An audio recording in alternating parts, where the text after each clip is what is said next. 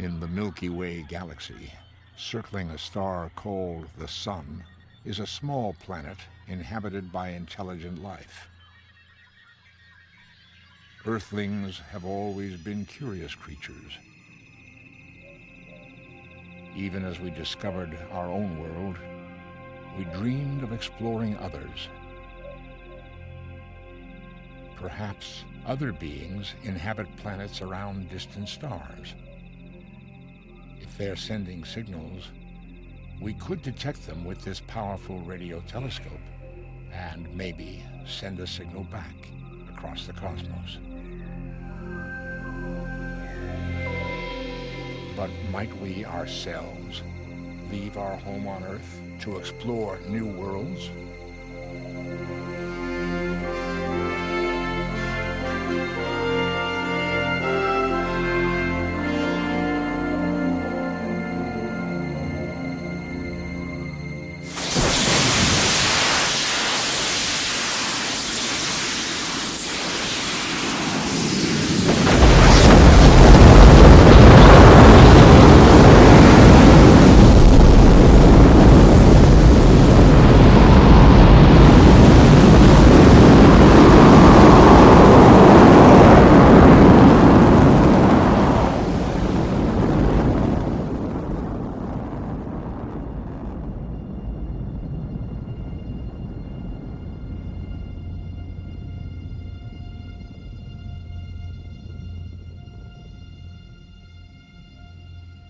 We have already taken the first small steps outside our planet.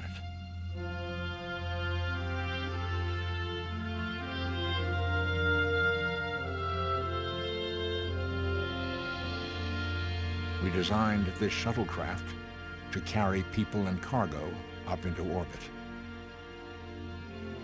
Here, far above the Earth's atmosphere, we're learning how to live and work in space.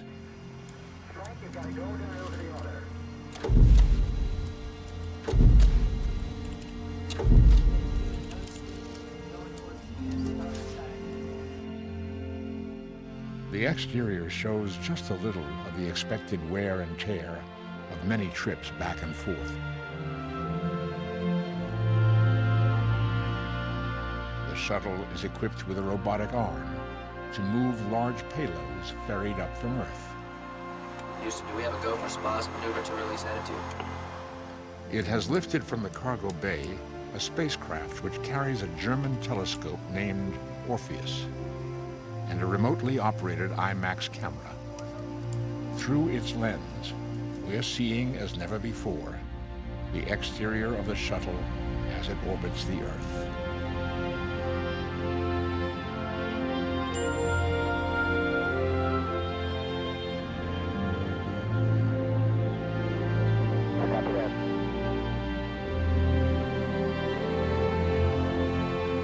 Now, the Orpheus telescope has been released into orbit. We are riding with it, floating free in space. Beneath us, the shuttle pulls away, its cargo bay empty.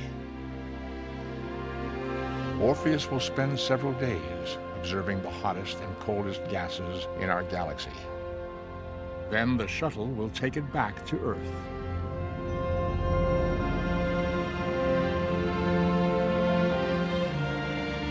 Over 3 decades, we've learned how to travel back and forth to space and live in low Earth orbit. Now that we have taken these first steps, are we ready to cross the great black void to explore the other worlds in our solar system? The journey will be hundreds of times farther than any we have ever undertaken.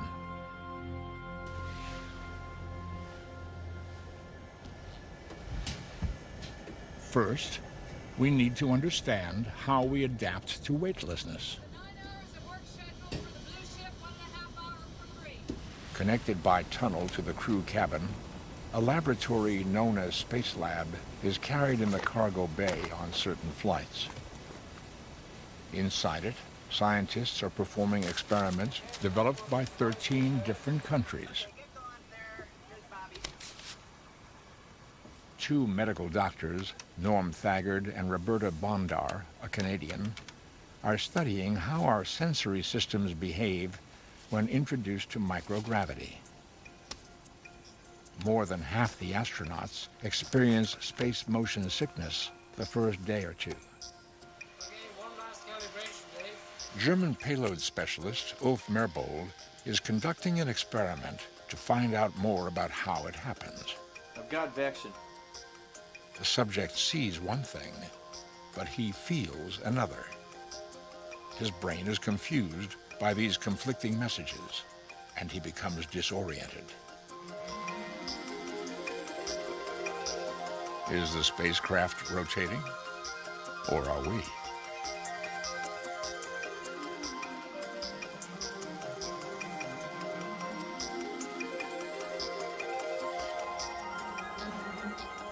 While Roberta spins, a tiny camera inside her helmet is recording the movements of her eye as it reacts to the motion. Data are collected at mid-flight, then again near its end. When the results are compared, it becomes clear that the more time people spend in space, the more they rely on the visual sense alone for orientation. But these results tell us only about how we adapt in the short term. Spores 3 goes to centrifuge 204. Make sure it says spore 31G. Spores, which one? To find out how we're affected by longer stays, people must live continuously in a space station. There, we could learn how to maintain a closed life support system for months or years at a time. One more. Interesting. Recycling is a must.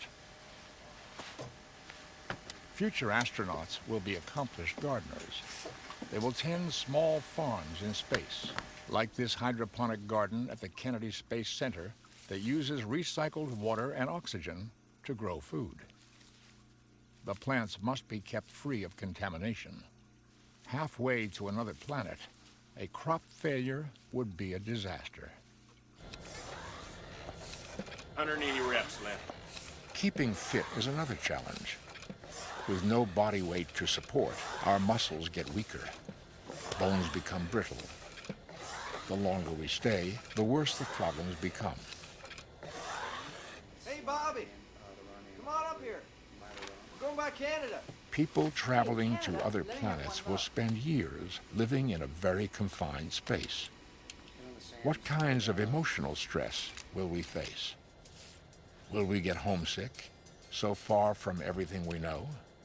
Isolated from family and friends and the familiar comforts of home?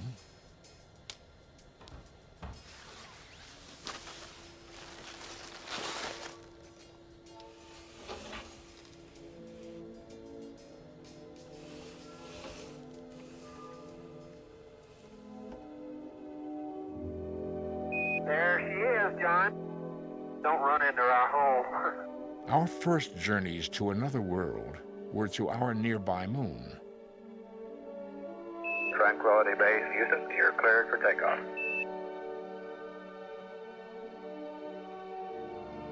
But those round trips took barely a week.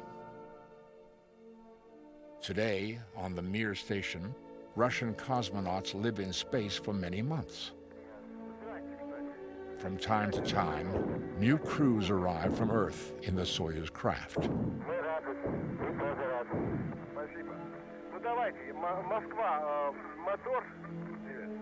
Now, after almost a year in orbit, the cosmonauts will return home in Soyuz.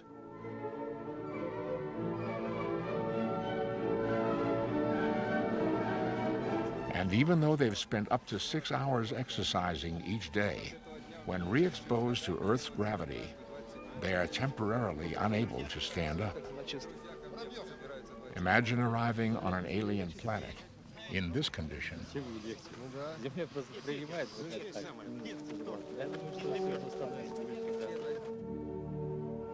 But what if we could produce an artificial gravity as we travel to our destination? In 1968, Stanley Kubrick's classic film, 2001, A Space Odyssey, featured spaceship designs which would allow us to do this. As the ship spins around, anyone inside feels an outward or centrifugal force that acts like gravity. In another design, parts of the ship spin around a stationary hub. But the rotation of a small spacecraft could make the occupants disoriented or sick.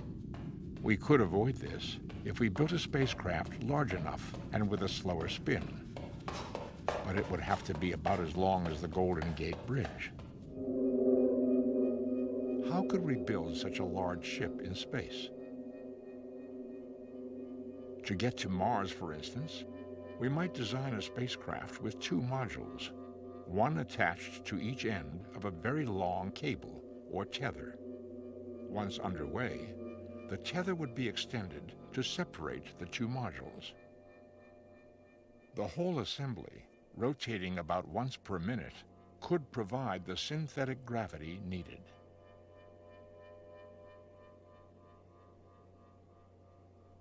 But until recently, tethers were merely an elegant idea. The concept would have to be tested. So far, we have good satellite stability. So an experiment was flown on the space shuttle. An Italian satellite was deployed on a very long tether. The crew was then to retrieve it. Okay, let's do it like we send it. Warren, you're going to keep the tether under control, right? Okay. At first, the tether behaved exactly as predicted. What you don't want to do is yank on the satellite. All right, you've got good tension, and the R dot is just oscillating a little bit, but it's basically zero. Whoa.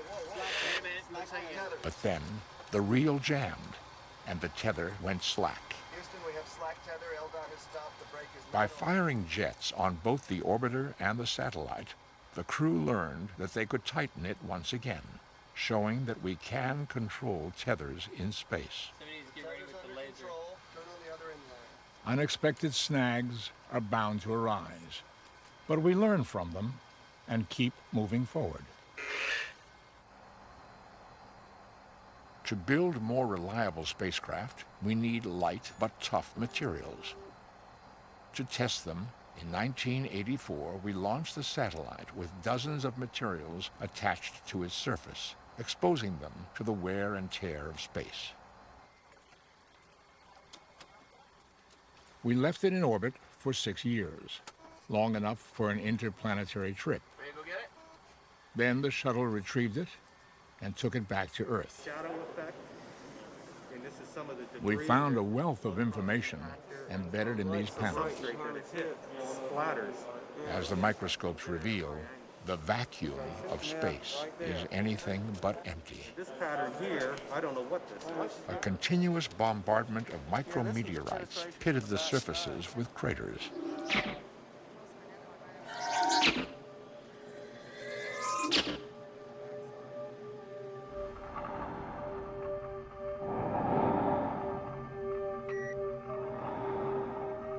But the most serious hazard in space is radiation. As the shuttle hangs suspended above the Earth's horizon, we see only the lights of its cargo bay in the darkness. But we can't see the harmful cosmic radiation that is everywhere here. High-energy charged particles are streaming out from the sun and other stars. On Earth, we are protected by the atmosphere and the surrounding magnetic field. In space, the radiation can penetrate the walls of our craft. A Japanese X-ray satellite reveals vast clouds of radiation erupting from the sun. On interplanetary trips, we'll have to retreat to heavily shielded onboard shelters whenever solar storms are sighted. Most of the planets are too hostile for people to visit. But that doesn't stop us from exploring them. Okay, understand. We have a go for deploy, so we're starting out. 5, 4, 3, 2, 1. Mark. We have motion.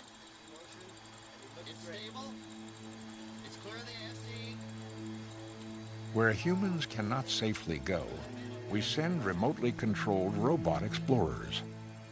Commanding them from Earth, we use their electronic eyes and sensors to explore the alien landscape.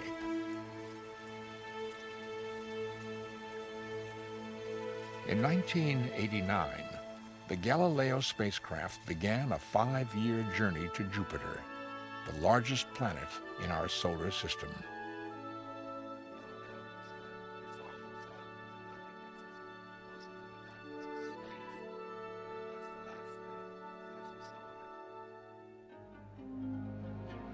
Early images of Jupiter were sent back to Earth in 1979 by 2 robot probes named Voyager. This was our first opportunity to marvel at its great red spot, 3 times the size of Earth. The molecular building blocks for life may be swirling within Jupiter's turbulent atmosphere.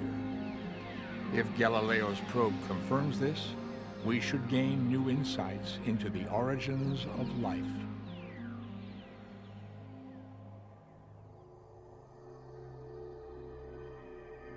Though it is our nearest planetary neighbor, Venus was always a mystery.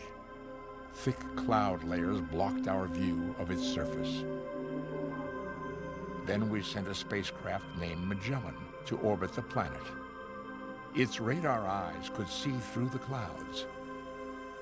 Magellan collected so much data that we can now explore the surface as if we were actually there. We begin 60,000 feet up.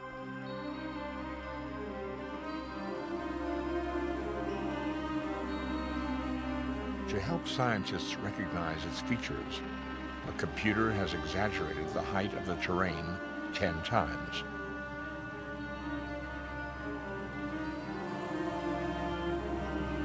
Perhaps these pancake domes were caused by lava pushing through weak spots in the surface.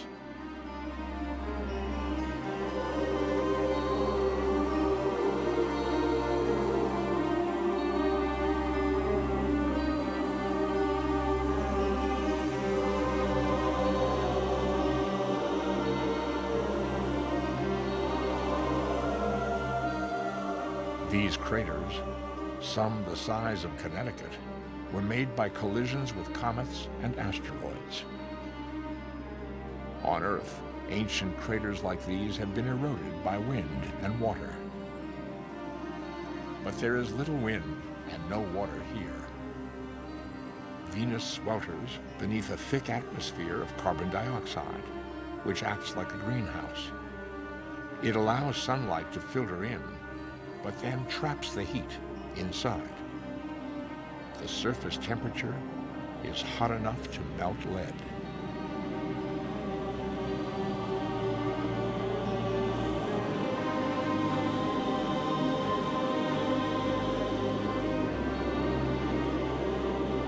In the distance, the great Gula Mons volcano.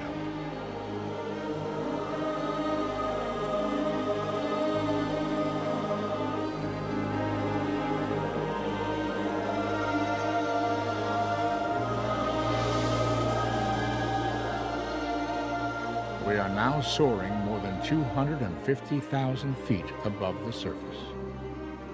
The long, smooth strips that now and then cross our path are small portions of the surface that Magellan's radar did not scan.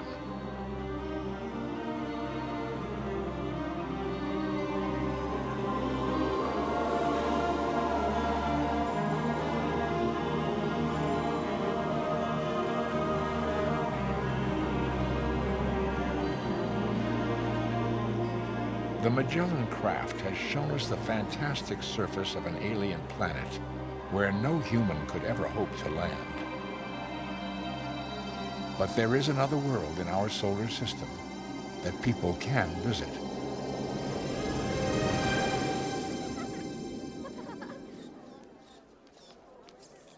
Future generations of explorers will walk upon Mars.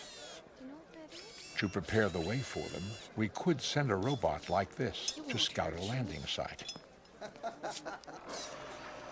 We might dispatch a whole flock of these helpers to explore the terrain.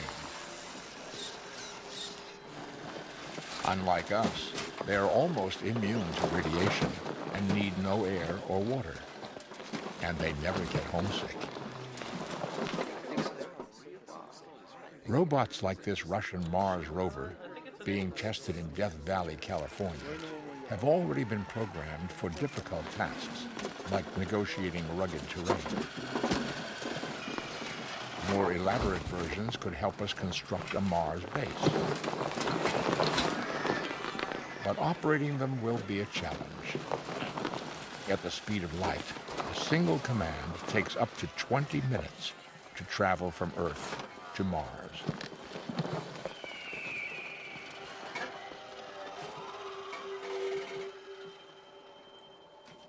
If there is or ever has been life somewhere else in the solar system, Mars is a good place to look for traces.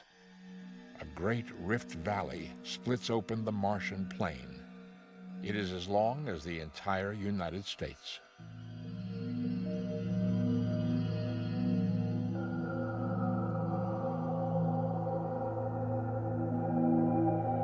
We're now descending from 40,000 feet into a part of the valley known as Candor Chasma. It is 5 times deeper than the Earth's Grand Canyon. The height of the terrain has not been exaggerated. This is how it really looks.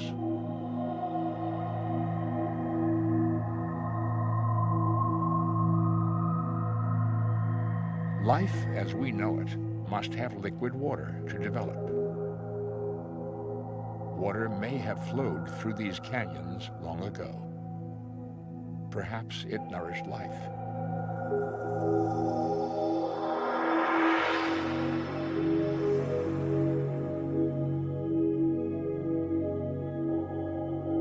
Fossil life forms may lie exposed on the floor of these canyons.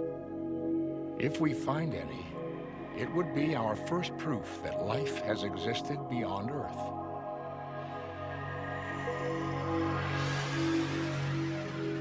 It would mean that life probably is abundant in our galaxy and awaiting discovery in the universe beyond.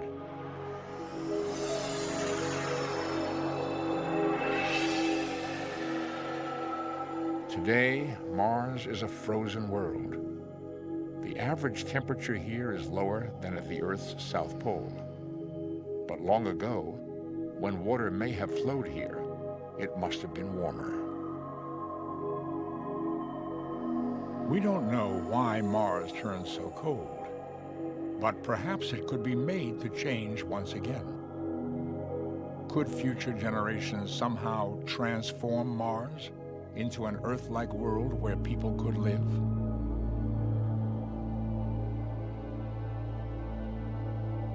To do it, we might imagine somehow raising the temperature to build up the atmosphere and melt the ice caps. This would create lakes and rivers. Then we could introduce plants to fill the air with oxygen. Animals and people could now breathe the air. A new world might be ready for us to colonize. What would life be like on Mars?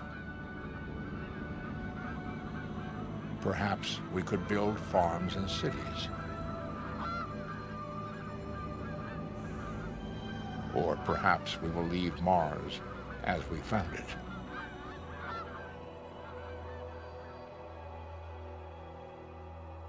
Those decisions will be made by our descendants. If terraforming is even possible, it would take thousands of years. By then, we may have left our solar system to explore the stars beyond. Though it would take about 100,000 years to reach them with present technology, future generations may travel faster. For the present, we must use telescopes to explore the stars. Now, we are about to launch into space an instrument that will allow us to look to the farthest reaches of the universe and back in time almost to its birth. One more foot. This is the Hubble Space Telescope. Keep coming. Once in orbit, above the shimmer of Earth's atmosphere, it will see 10 times farther than telescopes on the ground. And down. Astronauts Kathy Sullivan, Lauren Shriver, and Bruce McCandless have come here to the Lockheed Vehicle Assembly Facility for a final inspection. That's the socket in the MLI that you put the preload tool in once you've got the door all the way open and just crank it over center so it's in its detail and stay open.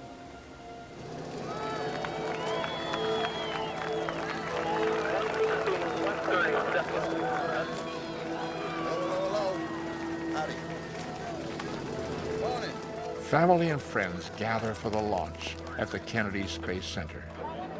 Among them is Dr. Lyman Spitzer, who first proposed the idea for a space telescope in 1946. Well, this is a tremendous milestone today for me. Very exciting, very exciting. I suggested a telescope of this general nature would be very helpful to astronomy. And the idea finally took hold among astronomers and then among other people and finally even in Congress. And off it goes. T-minus 10, go for main engine start. We are go for main engine start. 6, 5, 4, 3,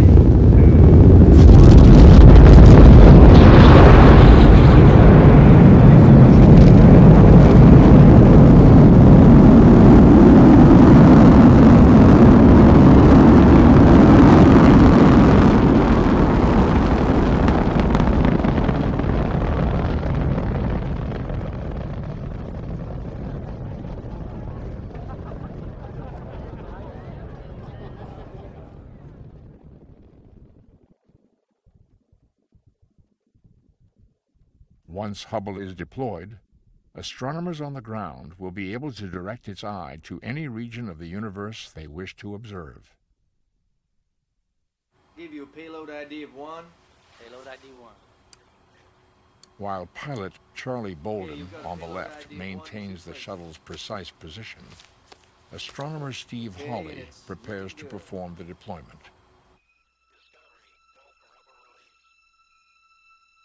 Hawley releases the telescope, then very slowly and carefully retracts the arm.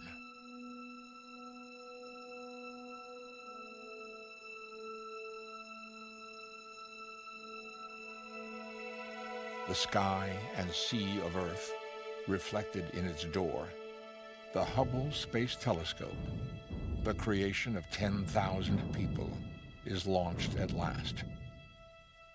It will remain here for many years, sending images back to Earth. Shuttle crews will visit Hubble on regular service calls to replace and upgrade its parts.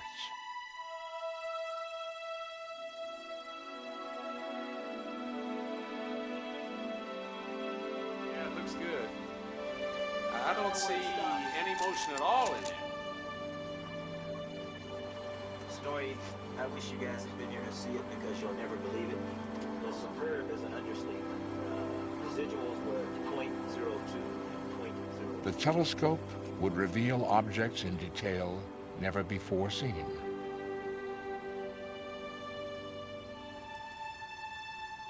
But there was a problem. A flaw was found in the shape of the telescope's primary mirror. A repair would be necessary. As part of the regular service call, another crew would make the repairs 3 years later.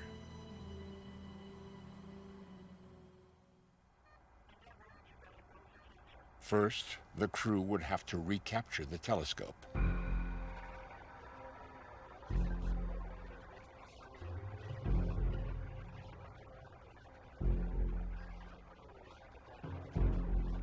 There's a problem with one of the solar panels that provide electrical power to the telescope.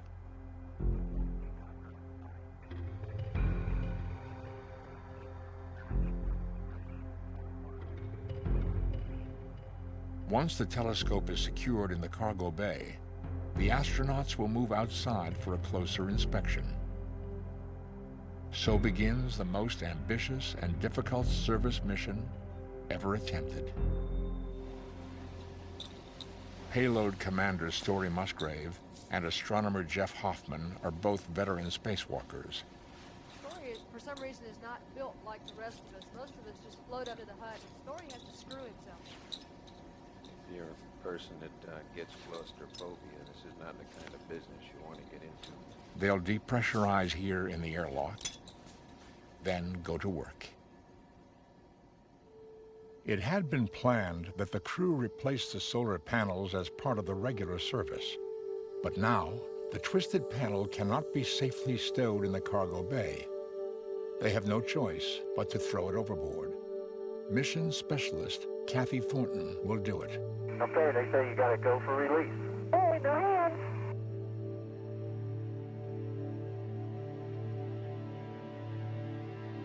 Such a large object floating in space can pose a hazard to other spacecraft. So bursts from the shuttle jets are fired directly at the solar panel to make it spin.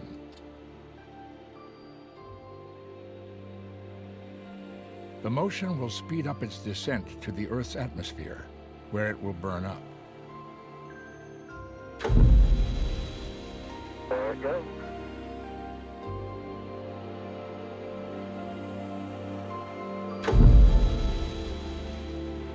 Almost like a bird, Tom. Look at it. Now, work on the telescope can resume. Okay, KT. Coming straight on up. Looking real good. I'm gonna let go. Hey, God, took me away. Just come right up easy, just like you're going. Okay, bring the forward up a little more. It's difficult to maneuver bodies and equipment unassisted. The repair of the telescope would be almost impossible without the help of the shuttle's arm. It is controlled from inside by Swiss astronaut Claude Nicollier, while Ken Bowersox, the pilot, acts as lookout. Keep coming up, Claude. Stop. Stop. Brakes on. Not even pulling it, I'm just coaxing it with my fingertips. The new wide-field planetary camera will tell us more about the size of the universe and how rapidly it is expanding. Okay, here we come. The crew lifts it up with great care. The tiniest bump could damage its delicate parts.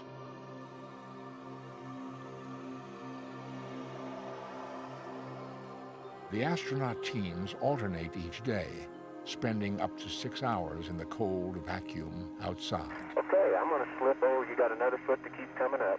Keep coming up, coming up, coming up. All of their tools must be tethered to the workstation to keep them from floating off into space. Endeavor Houston for Story. You've got to go to open the doors. Okay, swing it. After 5 days of intensive work and many dazzling accomplishments, the astronauts are now ready to install the critical corrective optics package. It's a kind of contact lens designed to bring Hubble's giant eye into focus. Pitch up a little. If it succeeds, we will be able to look back to the edge of time.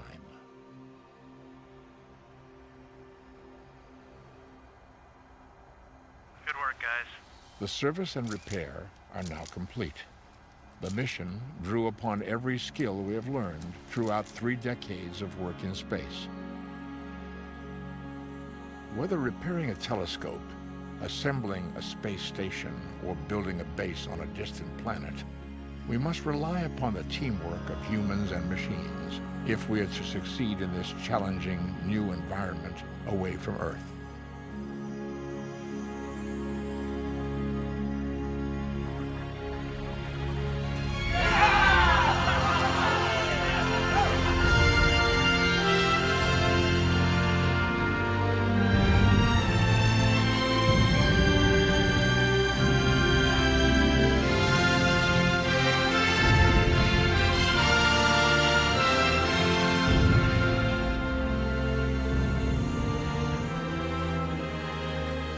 The Cape of Good Hope beneath it, the Space Telescope is now poised to begin a new era of exploration.